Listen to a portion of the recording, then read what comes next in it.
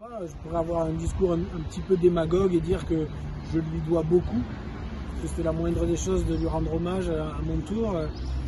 Voilà, mais c'est quand même assez vrai.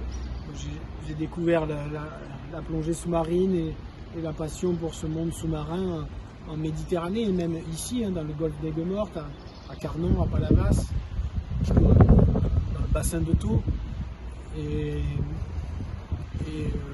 Et c'est vrai que par ailleurs, les médias nous parlent d'une Méditerranée extrêmement menacée, polluée, blessée, surpêchée, surpolluée, surpeuplée.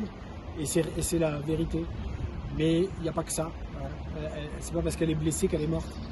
Et du coup, j'avais à cœur de montrer qu'il y a des merveilles et que plus on descend en profondeur, plus on trouve des oasis préservées, peuplées de créatures souvent inédites, qui n'ont jamais été observées, vivantes.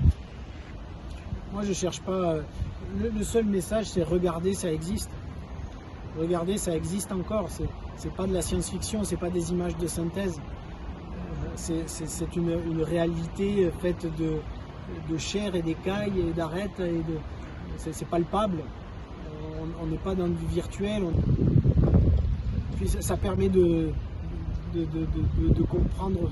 Quand on est confronté à tous ces animaux-là, des plus primitifs aux plus évolués, des plus petits aux plus géants, ça remet à sa place. Je trouve que ça remet à sa place comprendre notre propre vulnérabilité et notre propre filiation à eux. Je me demande si ça ne rend pas plus humain, parce que l'humanisme, il ne s'arrête pas à lui. L'humanisme, il va à tous les êtres vivants. Il n'y a qu'un seul humanisme et il est global.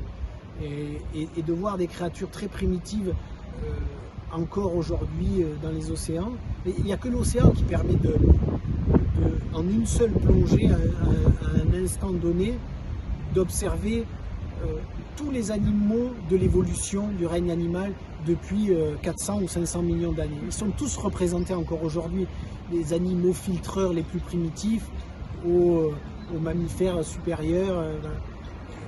Voilà, ça c'est passionnant, je trouve. C'est passionnant et ça nous remet à notre place. Je pense que tous les grands dirigeants du monde devraient un jour aller plonger, voir des baleines géantes et des petites éponges sur un récif profond.